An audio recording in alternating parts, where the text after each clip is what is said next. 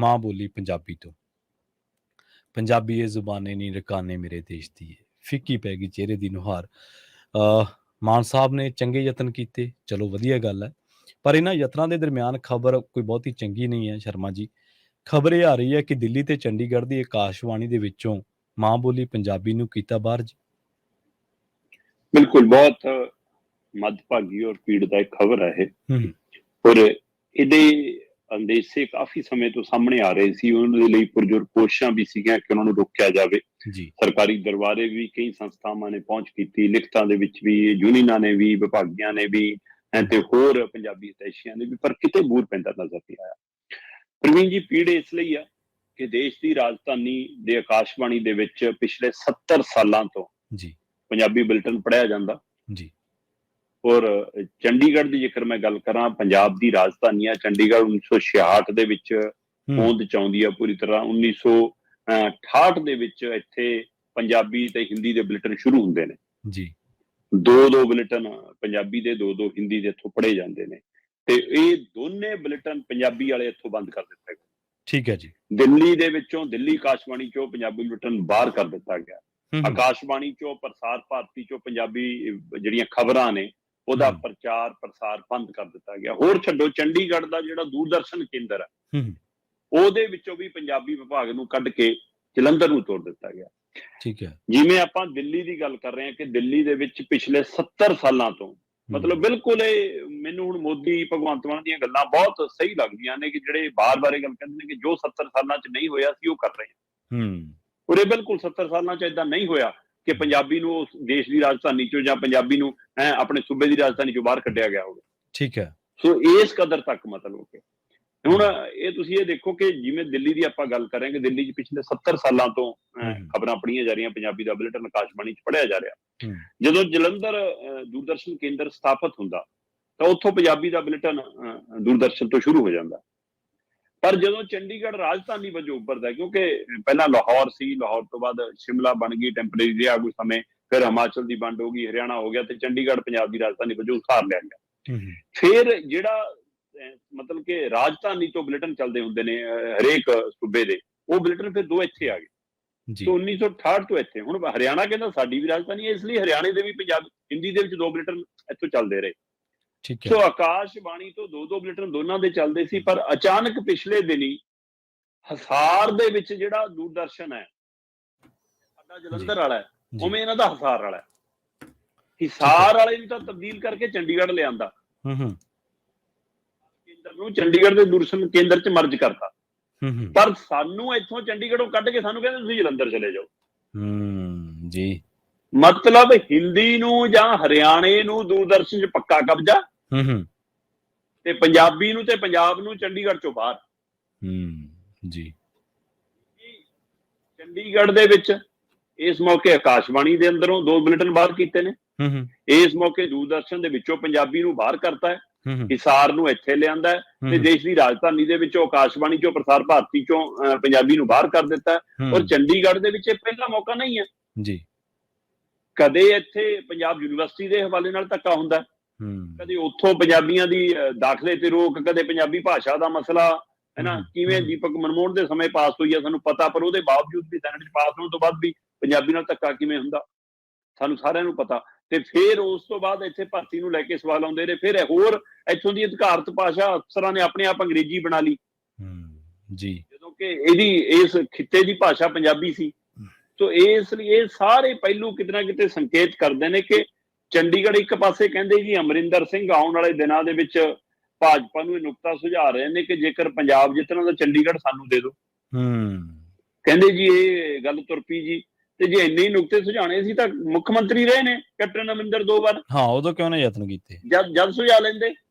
ਬਾਦਲਾਂ ਦੀ ਜਿੰਨੀ ਸਾਂਝ ਰਹੀ ਆ ਹੁਣ ਪੰਜਾਬੀ ਨਾਲ ਹੇਜਾ ਹੋ ਸਕਦਾ ਹੁਣ ਇੰਨੀ ਖਬਰ ਤੇ ਰੌਲਾ ਪਾਉਣ ਲੱਗ ਜਾਣਾ ਅਕਾਲੀ ਦਲ ਵਾਲੇ ਖੂਬ। ਤੇ ਜਾਂ ਤੁਹਾਡੀਆਂ ਸਰਕਾਰਾਂ ਸੀ ਜਦ ਤੁਸੀਂ ਪੰਜਾਬੀ ਲਈ, ਬਾਦਲਾਂ ਦੇ ਰਾਜ ਦੇ ਵਿੱਚ ਪੰਜਾਬ ਦੀ ਵਿਧਾਨ ਸਭਾ ਦੇ ਵਿੱਚ ਸਰਬਸੰਮਤੀ ਨਾਲ ਮਤਾ ਪਾਸ ਹੁੰਦਾ ਹੈ ਕਿ ਚੰਡੀਗੜ੍ਹ ਦੀ ਅਧਿਕਾਰਤ ਭਾਸ਼ਾ ਪੰਜਾਬੀ ਹੋਊਗੀ।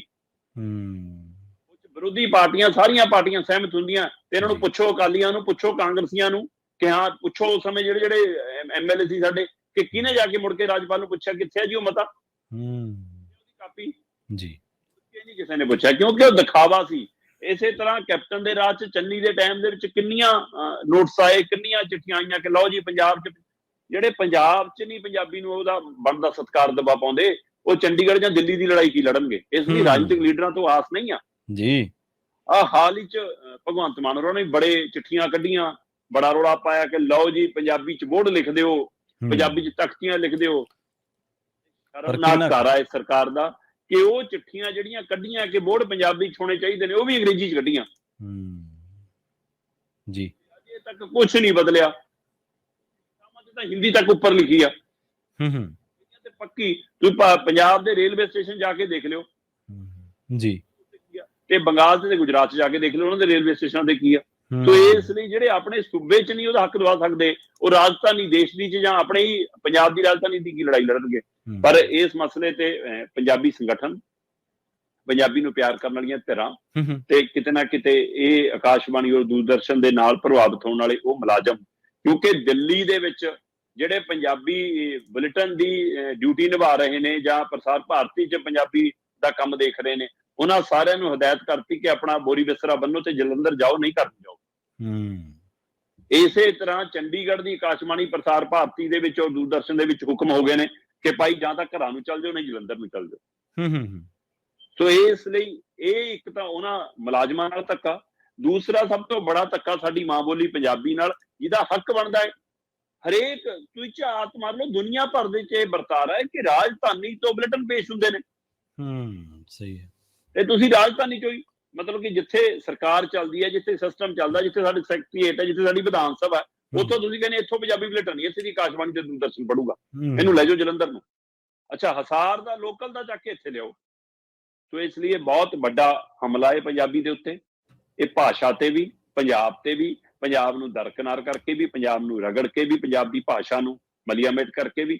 ਮੈਨੂੰ ਤਾਂ ਇਸ ਗੱਲ ਦੀ ਫਿਕਰਮੰਦੀ ਆ, ਜਿਹੜੇ ਪਿੰਡਾਂ ਚੋਂ ਨਿਕਲ ਕੇ ਸ਼ਹਿਰਾਂ 'ਚ ਆਏ ਨੇ ਨਾ ਪ੍ਰਵੀਨ ਜੀ, ਉਹਨਾਂ ਦੇ ਘਰਾਂ 'ਚ ਉਹਨਾਂ ਦੀ ਅਗਲੀ ਪੀੜ੍ਹੀ, ਚਾਹੇ ਉਹ ਹਿੰਦੂ ਪਰਿਵਾਰਾਂ 'ਚੋਂ ਨੇ ਪੰਜਾਬ ਦੇ, ਚਾਹੇ ਸਿੱਖ ਪਰਿਵਾਰਾਂ 'ਚੋਂ ਨੇ, 80% 90% ਉਹਨਾਂ ਦੇ ਜਵਾਕ ਘਰਾਂ 'ਚ ਵੀ ਆਪਣੇ ਮਾਪਿਆਂ ਨਾਲ ਹਿੰਦੀ ਬੋਲਦੇ ਨੇ, ਮਾਪੇ ਉਹਨਾਂ ਨਾਲ ਹਿੰਦੀ। ਬਿਲਕੁਲ ਜੀ, ਸੱਚ ਹੈ ਜੀ। ਤੇ ਫਿਰ ਉਹ ਤੋਂ ਅਗਲੀ ਪੀੜ੍ਹੀ ਪੰਜਾਬੀ ਲੱਭੋਗੇ ਕਿੱਥੇ? ਪੜ੍ਹਾ ਲਓ, ਹਿੰਦੀ ਪੜ੍ਹਾ ਲਓ, ਅੰਗਰੇਜ਼ੀ ਪੜ੍ਹਾ ਲਓ, ਫਾਰਸੀ ਪੜ੍ਹਾ ਲਓ, ਕੋਈ ਹੋਰ ਵਿਦੇਸ਼ੀ ਭਾਸ਼ਾ ਪੜ੍ਹਾਉਣੀ ਹੈ ਪੜ੍ਹਾ ਲਓ, ਫ੍ਰੈਂਚ ਪੜ੍ਹਾਓ, ਚਾਹੇ ਕੁਛ ਪੜ੍ਹਾਓ, ਪਰ ਘੱਟੋ ਘੱਟ ਆਪਣੀ ਮਾਂ ਬੋਲੀ ਤਾਂ ਉਹਨਾਂ ਨੂੰ ਪਹਿਲਾਂ ਪਰਪੱਕ ਰੱਖੋ। ਸੋ ਇਸ ਪਹਿਲੂ ਦੇ ਉੱਤੇ ਕਿਤੇ ਨਾ ਕਿਤੇ ਅਸੀਂ ਘਰਾਂ 'ਚ ਕਮਜ਼ੋਰ ਹੁੰਦੇ ਜਾ ਰਹੇ ਹਾਂ, ਜਿਹਦਾ ਨਤੀਜਾ ਅਸੀਂ ਇਹ ਲੜਾਈ ਲੜਨੋਂ ਫਿਰ ਕਮਜ਼ੋਰ ਹੋਵਾਂਗੇ। ਸੋ ਕੇਂਦਰ ਨੇ ਆਪਣਾ ਦਾਅ ਚੱਲ ਦਿੱਤਾ ਹੈ। ਇਹ ਕਿਹਨੂੰ ਖੁਸ਼ ਕਰਨਾ ਹੈ? ਰਾਜ ਠਾਕੁਰ ਨੂੰ ਖੁਸ਼ ਕਰਨਾ ਹੈ, ਮੋਦੀ ਨੂੰ ਖੁਸ਼ ਕਰਨਾ ਹੈ, ਕਿ ਅਮਿਤ ਸ਼ਾਹ ਨੂੰ ਖੁਸ਼ ਕਰਨਾ ਹੈ? ਕਿਉਂਕਿ ਉਹੀ ਕਹਿੰਦੇ ਸੀ ਏਕ ਦੇਸ਼ ਏਕ ਭਾਸ਼ਾ। ਸੋ ਇਸ ਲਈ ਪੰਜਾਬੀ ਨੂੰ ਬਾਹਰ ਕੱਢਿਆ ਜਾ ਰਿਹਾ, ਬਕਾਇਦਾ ਆਕਾਸ਼ਵਾਣੀ ਤੋਂ, ਬਕਾਇਦਾ ਪ੍ਰਸਾਰ ਭਾਰਤੀ ਤੋਂ, ਬਕਾਇਦਾ ਦੇਸ਼ ਦੀ ਰਾਜਧਾਨੀ ਦੂਰਦਰਸ਼ਨ ਤੋਂ, ਬਕਾਇਦਾ ਪੰਜਾਬ ਦੀ ਰਾਜਧਾਨੀ ਚੰਡੀਗੜ੍ਹ ਦੇ ਦੂਰਦਰਸ਼ਨ ਆਕਾਸ਼ਵਾਣੀ ਤੋਂ। ਸੋ ਇਹ ਧੱਕਾ ਜੀ ਦੇ ਖਿਲਾਫ ਆਉਣ ਵਾਲੇ ਸਮੇਂ 'ਚ ਵੱਡੀ ਮੁਹਿੰਮ ਵਿੱਢੀ ਜਾ ਸਕਦੀ ਹੈ। ਜੀ ਬਿਲਕੁਲ। ਪਰ ਤੁਹਾਨੂੰ ਯਾਦ ਹੋਣਾ, ਜਦੋਂ ਭਾਸ਼ਾ ਬਾਰੇ ਵਿਵਾਦ ਹੋਇਆ ਸੀ ਤੇ ਉਦੋਂ ਉਹੀ ਲੋਕ ਜਿਹੜੇ ਕਹਿੰਦੇ ਸੀਗੇ ਕਿ ਪੁੱਤਾਂ ਨੂੰ ਪੜ੍ਹਾ ਕੇ ਅੰਗਰੇਜ਼ੀ ਕਹਦੇ, ਅਸੀਂ ਵੀ ਤੇਰੀ ਚਿਖਾ ਕਰੀ ਬੈਠੇ ਹਾਂ ਤਿਆਰ, ਉਹ ਕਹਿੰਦੇ ਜੀ ਕਿ ਇੱਕ ਦੇਸ਼ ਇੱਕ ਭਾਸ਼ਾ ਇੱਕ ਹੋਣਾ ਚਾਹੀਦਾ। ਸੋ ਉਹਨਾਂ ਨੂੰ ਮੁੜ ਕੇ ਦੂਜੇ ਪਾਸੇ ਇਹ ਜਾਗ ਗਿਆ। ਤੇ ਰਹੀ ਗੱਲ ਜਿਹੜੀ ਧੱਕੇਸ਼ਾਹੀ ਦੀ ਹੈ, ਸ਼ਰਮਾ ਜੀ ਇੱਕ ਕੋਟ ਯਾਦ ਆ ਗਿਆ, ਕਹਿੰਦੇ ਵੀ ਖਿੜਿਆ ਫੁੱਲ ਗੁਲਾਬ ਦਾ ਤੇ ਚੰਡੀਗੜ੍ਹ ਪੰਜਾਬ ਦਾ। ਬਹੁਤ ਬੋਲਦੇ ਸੀਗੇ। ਤੇ ਉਹਦੇ 'ਚ ਇਹ ਨਹੀਂ ਸੀਗਾ ਕਿ ਚੰਡੀਗੜ੍ਹ ਦਾ ਗੁਲਾਬ ਦੇ ਨਾਲ ਕੋਈ ਰਿਸ਼ਤਾ ਸੀਗਾ, ਉਹ ਇੱਕ ਅਖਾਣ ਸੀ, ਇੱਕ ਉਹਦੇ 'ਚ ਜਜ਼ਬਾਤ ਸੀਗਾ ਕਿ ਇਹ ਜੇ ਗੁਲਾਬ ਦਾ ਫੁੱਲ ਖਿੜ ਸਕਦਾ ਤੇ ਸਾਡਾ ਚੰਡੀਗੜ੍ਹ ਹੋ ਸਕਦਾ। ਤਾਂ ਰਾਜਧਾਨੀਆਂ ਜਿਹੜੀਆਂ ਹੁੰਦੀਆਂ ਉਹ ਸਿਰਫ ਇੱਕ ਭੂਗੋਲਿਕ ਖਿੱਤਾ ਨਹੀਂ ਹੁੰਦੀਆਂ। ਇਹ ਗੱਲ ਸ਼ਾਇਦ ਬਹੁਤ ਲੋਕਾਂ ਨੂੰ ਬੜੀ ਲਾਈਟ ਜੀ ਲੱਗਦੀ ਹੈ। ਰਾਜਧਾਨੀਆਂ, ਹਾਂਜੀ ਬਿਲਕੁਲ ਬਿਲਕੁਲ, ਰਾਜਧਾਨੀਆਂ ਸੂਬੇ ਦਾ ਸਿਰ ਹੁੰਦੀਆਂ, ਜਿਵੇਂ ਤੁਸੀਂ ਕਿਹਾ, ਤੇ ਰਾਜਧਾਨੀਆਂ ਸਵੈਮਾਨ ਦੀਆਂ ਹੁੰਦੀਆਂ। ਜੋ ਅਹਿਮੀਅਤ ਪੈਰਿਸ ਦੀ ਫਰਾਂਸ ਲਈ ਹੈ, ਜੋ ਅਹਿਮੀਅਤ ਲਾਹੌਰ ਦੀ ਪਾਕਿਸਤਾਨ ਲਈ ਹੈ, ਜੋ ਅਹਿਮੀਅਤ ਦਿੱਲੀ ਦੀ ਭਾਰਤ ਲਈ ਹੈ, ਉਹ ਅਹਿਮੀਅਤ ਸਾਡੇ ਲਈ ਚੰਡੀਗੜ੍ਹ ਦੀ। ਸੋ ਇਹ ਸਾਨੂੰ ਕਦੇ ਨਹੀਂ ਵਿਸਾਰਨਾ ਚਾਹੀਦਾ ਇਹਨਾਂ ਚੇਤਿਆਂ ਤੋਂ। ਆਪਣੇ ਪਿੰਡ, ਆਪਣੇ ਘਰ, ਆਪਣੇ ਖੇਤ ਉਜਾੜ ਕੇ ਚੰਡੀਗੜ੍ਹ ਵਸਾਇਆ, ਤੇ ਹੁਣ ਤੁਸੀਂ ਕਹੋਗੇ ਚੰਡੀਗੜ੍ਹ 'ਚ ਨਾ ਤੁਹਾਡੀ ਬੋਲੀ ਚੱਲੂ ਨਾ ਤੁਸੀਂ ਚੱਲੋਗੇ। ਬਿਲਕੁਲ ਬਿਲਕੁਲ। ਅਸੀਂ ਇਹਦੇ ਪਿੱਛੇ ਗਵਾਇਆ ਬੜਾ ਕੁਛ ਆ, ਪੰਜਾਬ ਦੇ ਟੋਟੇ ਹੋਏ ਆ, ਸਾਰਾ ਕੁਛ ਲਾਹੌਰ ਰਹਿ ਗਿਆ। ਉਸ ਤੋਂ ਬਾਅਦ ਜੋ ਇੱਥੇ ਮਿਲਿਆ ਤੇ ਉਹ ਸਾਨੂੰ ਕਿੰਨਾ ਕੁ ਮਿਲਿਆ ਸਾਨੂੰ ਪਤਾ ਹੀ।